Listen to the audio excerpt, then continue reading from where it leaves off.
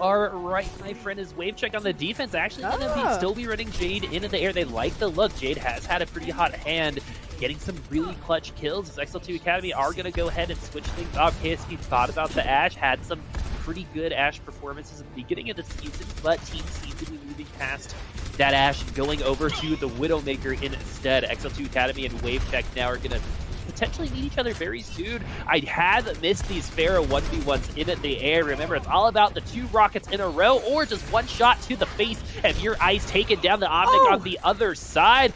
I heard the res and it got canceled. I think it was canceled by Progi's halt. I don't know if we've seen, is this a first in Contenders? We gotta get somebody on those stats, but that means we're gonna have to have XL2 fill up the roster again the old-fashioned way from spawn, and Wave Check just slowly building up their ult bank all the while, though they don't have a massive advantage. That is a huge pick coming in from KSP. It opens up the entire point that lets Bud do a little bit more work on the objective position in front of the Widowmaker right now. He's going to be a little bit more on the front line side. It's really nice when KSP can whittle down some of that HP, get a couple body shots, and the Hanzo will finish. You've also got Speedly in the air to help things out as well. Wave Check going to lose out this point. He's like, this town ain't big enough for the 2 of us. There can only be 1 Pharah.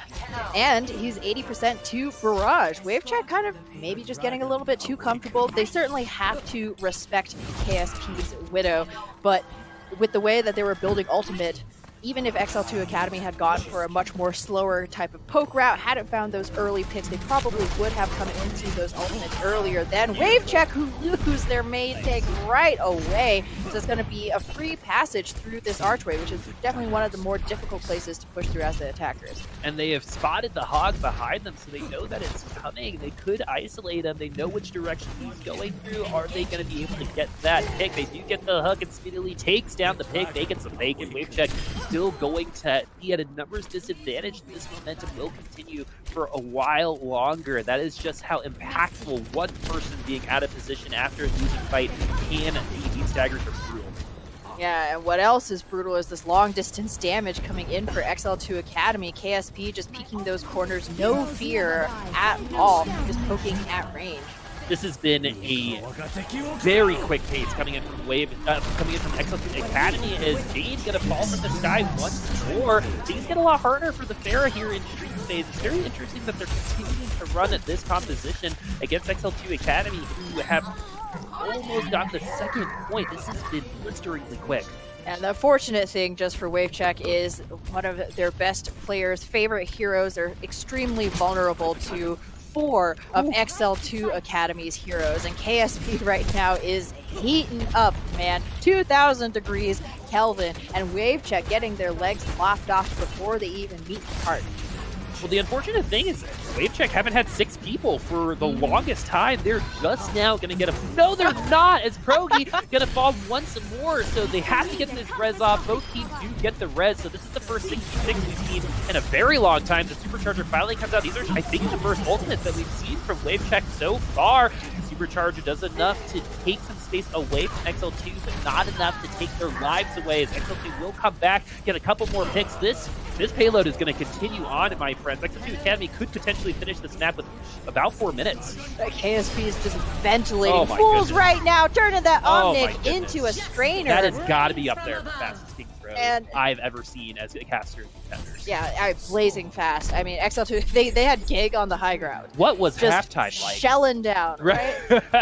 For XL2, what was the coach saying? I know Adam probably had some words. I know a couple of those guys definitely talked to each other because XL2 Academy came in with a mission. The chains are still swinging from the momentum of how fast that cart just flew by. 4 minutes and 16 seconds in the time bank for XL2 Academy. And if you're Wave Check, the unfortunate thing for you is you finish blisteringly fast. Say you got 3 minutes, you still are a 1 minute disadvantage from what XL2 Academy did to you. That's got to be tough to recover from in terms of that mental state.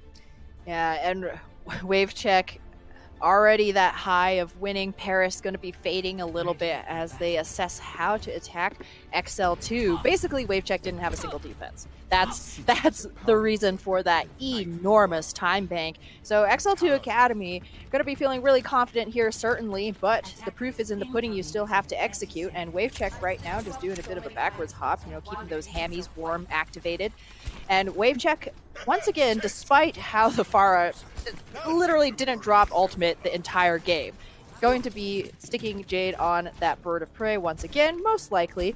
And honestly, it's one of their best looks. Jade also had a pretty good Dragon Blade on Paris, but nothing like his performance on the Pharah. And XL2 Academy not running any dedicated hit scan either. So this is much more likely to work in WaveCheck's favor. Wow, Ice already at 35% onto that Widowmaker, already making some contact. You gotta confirm those kills, those body shots, which is for ultimate going on the other side. That's why you got Haku at 20% already. WaveCheck with the gone now onto the Doofus, already losing Krogi though, so it's a 65 for XL2 Academy. Look how far up Gig is. No fear in that man. No fear, and XL2 Academy identifying one of WaveCheck's weaknesses with the recent comp is that she's very stationary. If she moves forward and she leaves a lot of space behind her open for the taking. So as we saw from Higan's point of view, while he was setting up to go for the pincer on the objective, XL2 was like, hey, what is this? I feel like we're in a 6v5 kind of situation, and simply rush Proki, who is now going to swap onto the Hammond. A bit more survivability. Oh, nice stun right when making contact on that seismic slam. WaveCheck now also going to have the Widowmaker slept. They're not going to have the walls available. They're not going to know exactly where XL2 Academy is going to be. Not that big of a deal since they're running a Ghost, but you do want that information just in case, and they aren't going to have it for a little while longer as WaveCheck are coming up onto those ults. They do have an opening, but if they don't take it here, it's going to be a while before XL2 Academy will be vulnerable to what WaveCheck is running. Exactly. XL2 Academy's tank ultimates charge a lot more slowly, but when they come online, they're going to have a bunch, and they'll probably only need one per fight in order to hold WaveCheck back. So this is a very small window of opportunity, and even as it is, it's going to be a pretty tough thing because XL2 Academy have Rally ready, and an already tanky tank becomes even more so with all of that armor. XL2 Academy are coming up on their ultimates. The WaveCheck do have to jump on them. They have to take the advantage now, but speedily getting the kill onto Panic is a 65 for XL2. Where is this Meteor Strike going to go? He's going to get stunned right after landing. There is a little bit of a window of opportunity when he finally lands from that ultimate. He's super vulnerable. They take advantage of that. They know what to do. XL2 Academy do fend off WaveCheck this time around. Next time, though, they're going to have 2 support ultimates and a rocket barrage to deal with.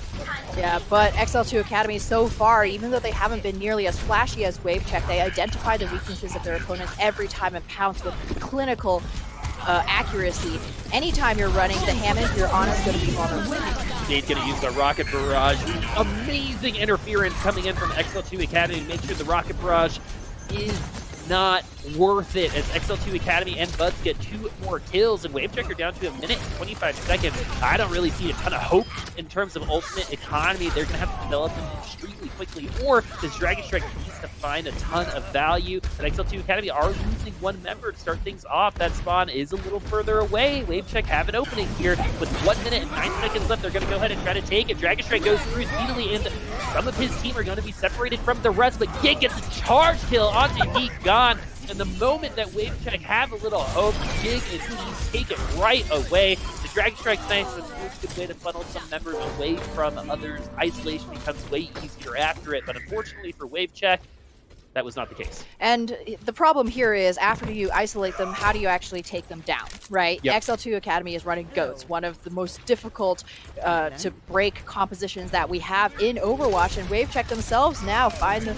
themselves swapping onto that mirror Goats just for that sustainability so they can stand toe-to-toe with XL2 Academy, but the ultimates are so advantageous for XL2. Down barrier is going to be enough to really handle what WaveCheck is throwing at them, as they had to do was get incredibly switch to Goats when there's not a lot of time remaining, and in that situation you're wanting to put out work in your favor. But on the other side of things, let XL2 come to those ultimates already. They're running the same combos they have it to take advantage with 6 seconds left. WaveCheck have nothing. A 3-man shatter coming in from Gig is going to make sure they don't even make it to the point, but they do end up getting overtime. It triggered, but not for long, as XL2 Academy are going to take King's Row very quickly and move up 2-1 against WaveCheck, who were unable to break through the first point. And that's what we were afraid of after that lightning. And the reason why I keep, talking about that push is that is arguably one of the fastest ones we've seen in all of Contenders, at least the 3 seasons that we've been casting.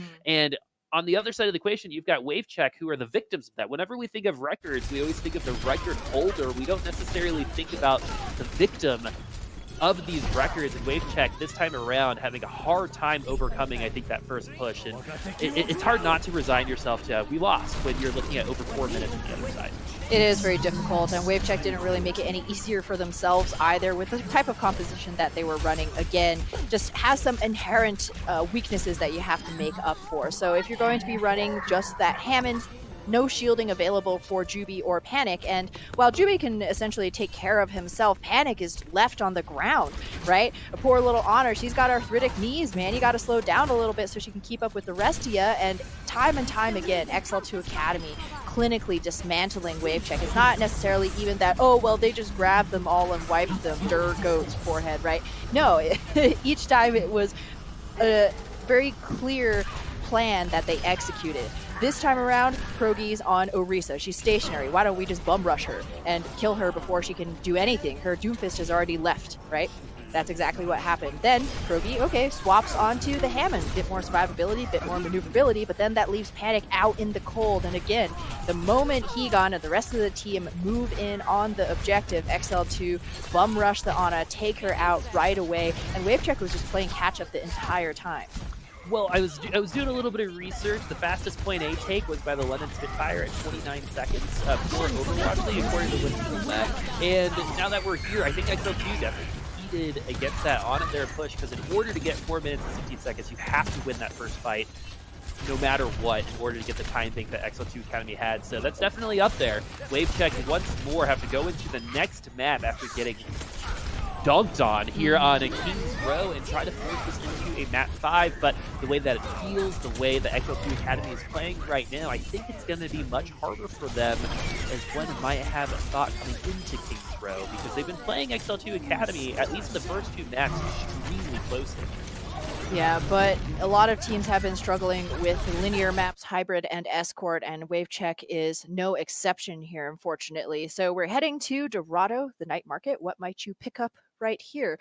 Probably not a very easy win, if there is a win in WaveCheck's future. They got to be sticking it on their toes. But the good news is, though, that Dorado is definitely a map where, going even way back into the day, you could see Pharahs, especially on that first point. Very open, got some good sight lines, you got some good roofs, more importantly, to duck down behind, use the environment for some cover, because who else lives in first point of Dorado but Widowmaker? And so let's see if we're going to see just that. Dorado also presents some challenges when we do enter the lab at the very end, and it's the fact that there are 2 quick corners here that have really stalled a lot of these payloads. We're walking you through it right now. Anytime you've got that right angle, it takes a while for that payload to turn, and we've seen a couple teams get stopped today right there. WaveCheck is going to potentially be running iced on that Widowmaker. Jade's still on the Pharah, locked into that Pharah so far. I would have liked to see a little bit more outside of the fair, especially on streets of King's Row, but they like what they see, and sometimes the strategy is, hey, let's just run the same thing, get really good at this one thing, maybe it'll work here, maybe it'll work there, but we're going to get better at it. WaveCheck knows what they like, and they like what they know. What can you say? So XL2 Academy actually liking what WaveCheck knows as well, running very, very similar, speedily also taken to the air. He wants that 1v1 against Jade. KSP, though, might well cut that bird down before he even gives his teammate that chance. Oh, he got gonna get the kill on the Buds, but he's going to return the favor for both Roadhogs out of the game already. XL2 Academy, though, already down 1 extra member each with the res. WaveCheck has 6, XL2 Academy has 5. This OG gonna get hit by the rocket. 1 more on the fair. Speedily is down, but no, you have to hit 2 in a row in order to take them away from the sky. But he got once again, when things get a little bit intense, Hegon is there to make sure he can calm his team down. It happens once again, getting another pick onto the Orisa. The XL2 Academy are coming back here on the defensive side. If they get a couple more picks, they could stabilize, and KSP helping their cause.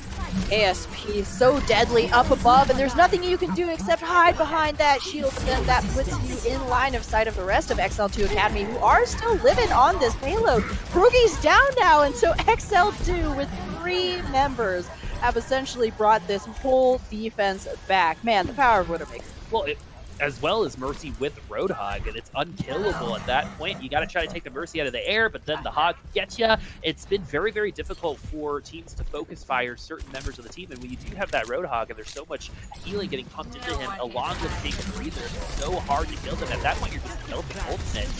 And XL2 Academy are able to rebuff them, but Gig gonna get taken down, but no Riss is on the field. They're supposed to be tanks, but apparently they could be just as fishy as their friends. But XL2 Academy find another pick and the res. This should be another good defense from them as WaveCheck are entering the 2-minute warning.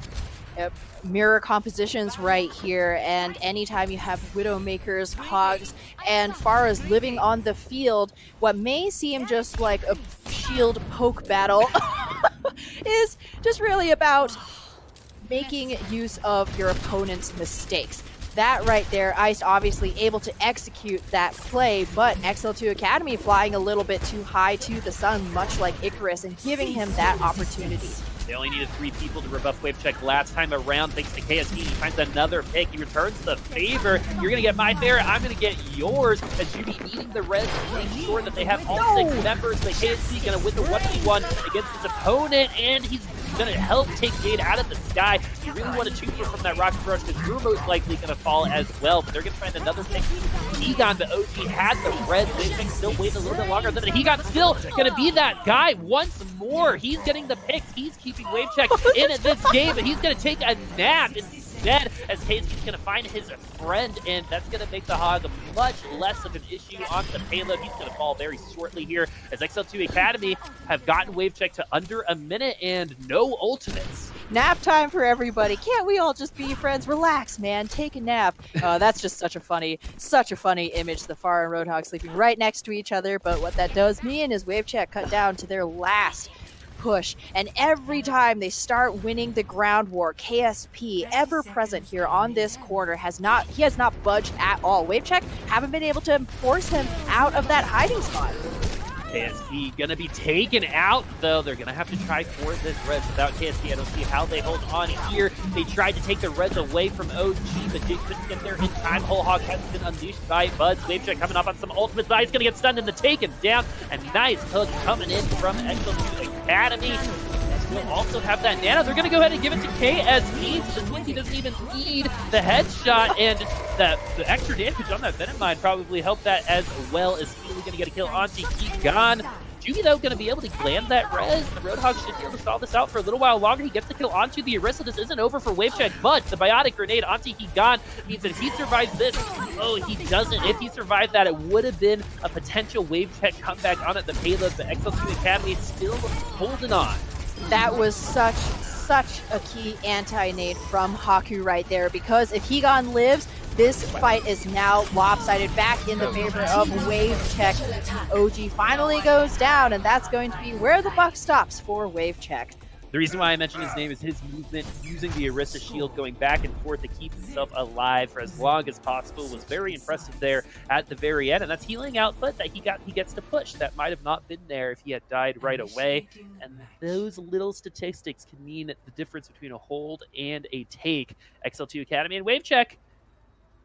This map is going to be pretty short, as WaveCheck were unable to take that first point. XL2 Academy know what they have to do, just 85.3 meters in. Judging by how well King's Row went for them, WaveCheck probably shaking in their boots a little bit. Yeah, I would be shaken as well. That's one of the things with Mercy. She's actually a highly impactful hero. And while it seems like you just press mouse 1 and you don't even need to necessarily W, you just tether yourself to somebody else and float around the map, is highly impactful because you're one of the most consistent sources of healings that you can find in Overwatch. And your decision making as to who gets that resource can make or break your team. Not just that, but the reses as well.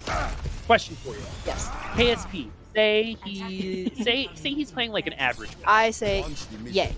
Right? Not so say KSP's playing like an average Widow. Does this become closer? or does XL2 Academy, are they doing enough to potentially overcome if KSP goes off? I think XL2 Academy certainly has what it takes to continue to push that same tempo, even if KSP starts cooling off, even if he goes on a different hero. They just haven't really needed to, I think, at this point. Pound for pound, XL2 Academy has been doing better than WaveCheck, and that's a really difficult thing when there is a lot of individual carry potential with these DPS heroes. It's not quite kind of the same whole hive mind that you find with goats.